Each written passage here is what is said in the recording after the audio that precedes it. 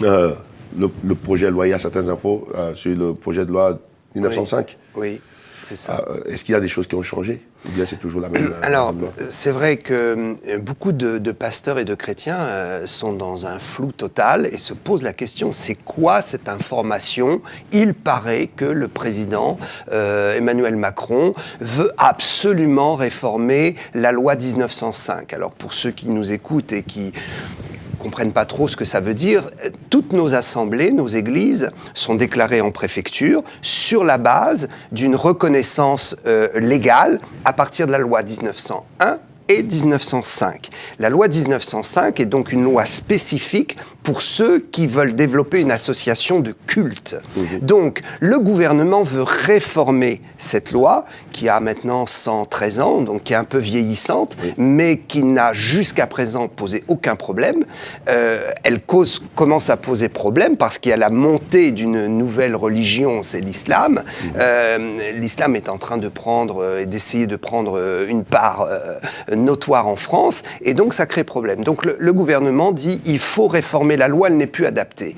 Mais en fait, elle est tout à fait adaptée à la religion chrétienne, qui est pacifique et qui n'a jamais causé de problème depuis bien longtemps, puisque la France a bâti toute sa moralité, tout son système social à partir des valeurs chrétiennes quand même. Bon, alors, le gouvernement dit non, il faut changer, il faut changer. Alors, est-ce qu'on peut être vrai sur ce plateau? Oui. Bon. Le véritable objectif, on ne va pas se le cacher, on le sait, le véritable objectif du gouvernement, c'est qu'ils veulent réformer la loi 1905 pour se débarrasser des chrétiens évangéliques et pour freiner notre enthousiasme et notre montée. Il y a de plus en plus de gens qui se convertissent à Jésus-Christ, non pas à une religion, non pas au catholicisme, mais qui vont identifier leur rencontre avec Dieu et l'expression de leur foi à travers la parole de Dieu, donc à travers tout le monde évangélique. Donc ils veulent freiner ça. Donc ils veulent réformer la loi. Et s'ils arrivent à la réformer, ça va être très problématique et embêtant pour nos assemblées, pour notre liberté également. Alors, je vais donner l'information, la vraie, parce que ça a circulé dans les journaux récemment. On dit, voilà, finalement, le gouvernement a décidé d'arrêter le projet. Ils disent, on ne va pas toucher à la loi 1905, on renonce à notre projet de réforme. Mais en fait, c'est totalement faux. Ce qui se passe, la vérité, c'est que le président a dit, je remets le dossier pour cet automne, pour l'automne prochain, donc cette année, parce qu'en fait, il y a une pression actuellement des Gilets jaunes, il y a un gros dossier avec les Gilets jaunes, le gouvernement est submergé de réclamations de partout, il sait que de vouloir réformer la loi 1905, c'est une vraie bombe atomique, c'est une bombe à retardement, et qu'il faut prendre son temps, et il ne faut pas être embrouillé par d'autres dossiers. Donc, le président Emmanuel Macron dit, et son gouvernement dit, ok, ne vous énervez plus, vous les chrétiens, on ne parle plus de la réforme de cette loi. Mais en fait, quand on regarde les textes et les décisions prises au niveau du gouvernement, c'est indiqué clairement qu'ils reportent le dossier. Donc en fait, ils ont mis juste pause, pas stop.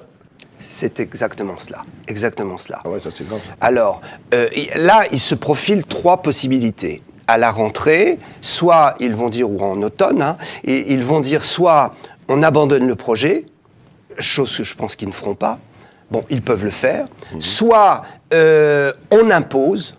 Voilà, maintenant, on a calmé un peu la grogne des Gilets jaunes, on a réglé certains problèmes. Maintenant, c'est nous l'État, on impose. Boum.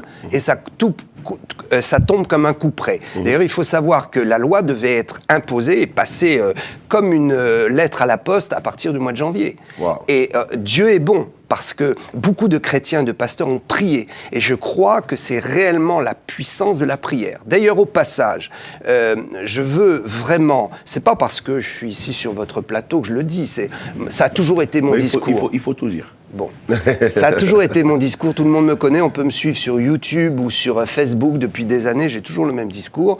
Je rends grâce à Dieu et je donne l'honneur au peuple africain, à vous, les Noirs qui êtes venus ici avec l'Évangile, parce que vous êtes vraiment le poumon de la prière pour la France. Wow. Non, vraiment. Je crois que les pasteurs africains, beaucoup ont fait beaucoup de bêtises. Ils ont été vraiment des enfants turbulents. Ça, c'est sûr. Mais on doit oublier tout ça et on doit voir une chose. S'il n'y avait pas eu le peuple africain pour prier, je suis persuadé qu'on serait dans de gros problèmes en France avec le mouvement évangélique. Wow. Les frères africains ont cette faculté de se tenir sur leurs genoux et j'affirme de tous les renseignements que j'ai eus de droite et de gauche, oui. Tout ce que j'ai pu regarder et voir sur le terrain, comment le gouvernement a suspendu brutalement son projet de loi, ça ne peut être que miraculeux. Oui. J'ai discuté avec des élus qui m'ont dit « on ne comprend rien ». J'ai même discuté avec un ministre, il m'a dit « on ne sait pas vraiment pourquoi, d'un seul coup, le président Emmanuel Macron a dit « stop ». On arrête, on met le dossier de côté, on le met en pause. Mmh.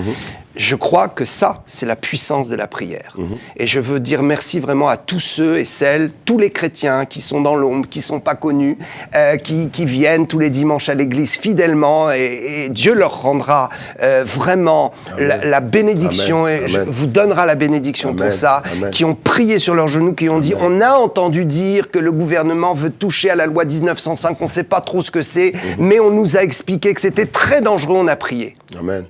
Et la prière a été efficace. Amen. Donc, soit à l'automne, ils vont dire on impose, mais ça je ne crois pas parce qu'il y a la puissance de la prière et j'invite le peuple de Dieu à continuer à prier. Soit ils vont dire ok, on réétudie le dossier et là il faudra des pasteurs influents qui se lèvent. Je rends grâce à Dieu, on peut tout dire. Oui. Oui. Je rends grâce à Dieu pour le mouvement CNEF. Oui. Ils ont fait ce qu'ils ont pu, avec leur vision, oui. avec leurs moyens. Oui. Je ne partage pas leur idée, parce que moi, je travaille essentiellement dans la vision de la puissance du Saint-Esprit, oui. et peut-être d'autres, un dialogue qui est moins prononcé sur cette doctrine, oui. mais je respecte. Mais force est de constater qu'ils n'ont pas atteint l'objectif. Oui. Ils n'ont pas réussi à convaincre le gouvernement. Donc, il faut être humble. Si on a une vision qu'on n'atteint pas l'objectif, il faut le reconnaître oui. et il faut demander à d'autres de nous aider.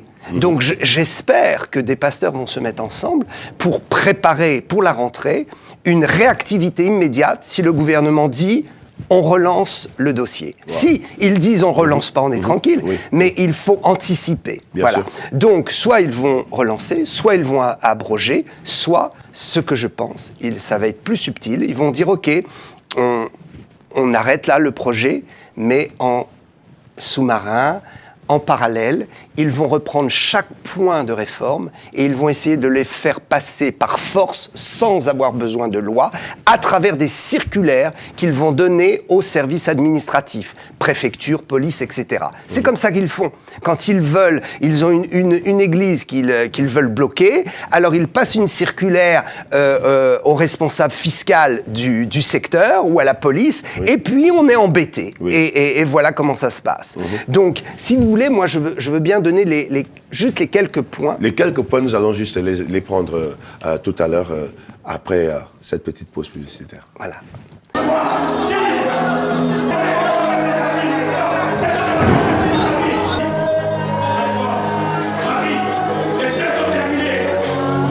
Grande rencontre des champions, grande rencontre des conquérants. L'Église Vie Abondante vous convie à 2 jours de puissance. Dans le thème « Fais-moi voir ta gloire » selon Exode 33-18, avec l'apôtre Hervé Boundia, l'homme oint aux prières qui changent des vies.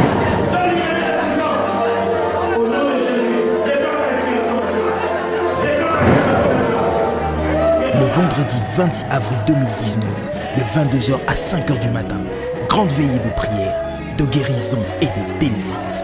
Et le dimanche 28 avril 2019, le grand final, la clôture en apothéose. À la Tour d'Agnières, 5 rue Henri Bergson, 92 600 Agnières-sur-Seine. Ne manquez à cet événement sous aucun prétexte.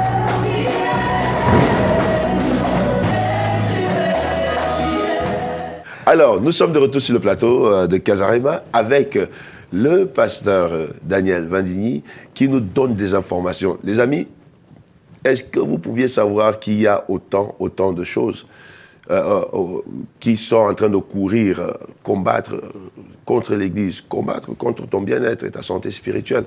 Et donc voilà, les infos sont livrées. C'est pourquoi l'Église est appelée à prier, à maximiser les prières, à prier, continuer à prier.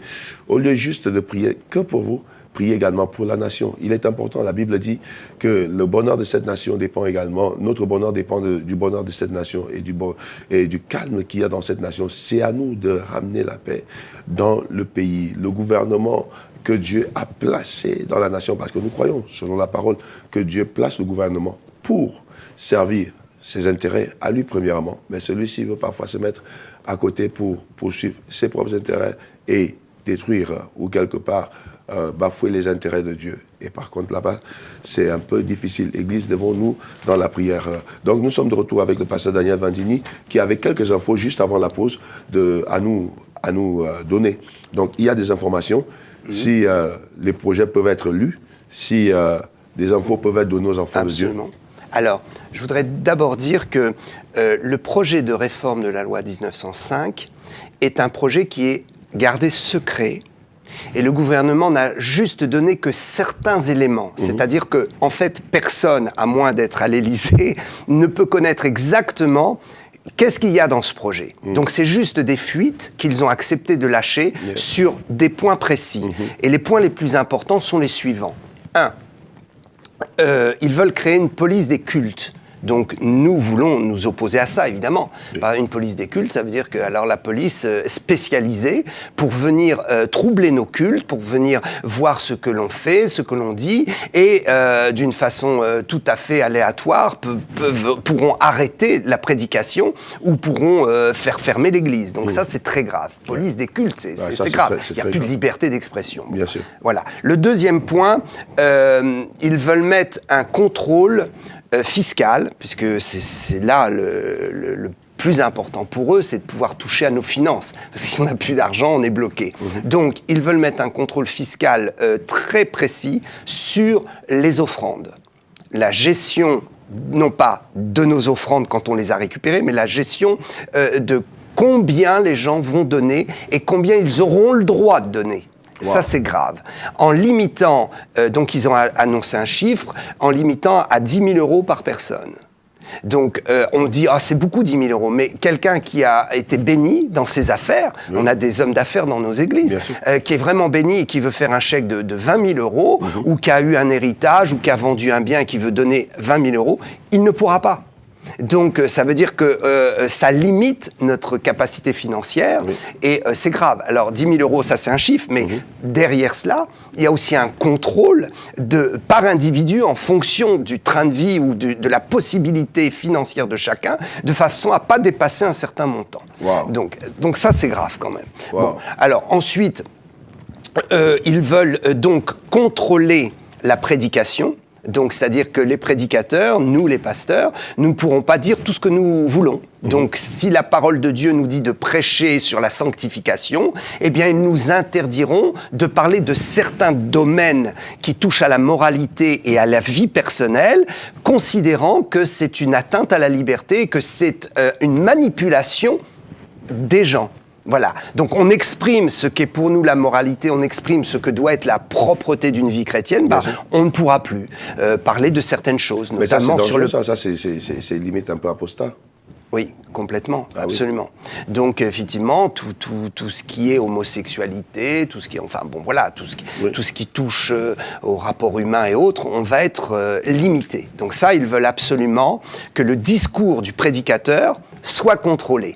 Et que si il dit quelque chose qui n'est pas dans le texte, eh bien, il est emprisonné. Voilà. Dans le meilleur des cas, on lui demande de se taire et on lui met un avertissement, il ne doit plus prêcher. Et si on le retrouve à prêcher, il ira faire un petit stage en prison, puisqu'il y aura la police des cultes. Mais ça, c'est grave, ça. Oui. C'est très, très grave. On est en train de partir, on revient sur une forme de colonisation. C'est de la dictature. C'est de la dictature. Oui, c'est de la dictature à l'état pur. Oui. Parce qu'en fait, les gens n'auront plus... on ne pourra plus exercer ce qu'on appelle la liberté. On est dans une république où on dit liberté, égalité, fraternité.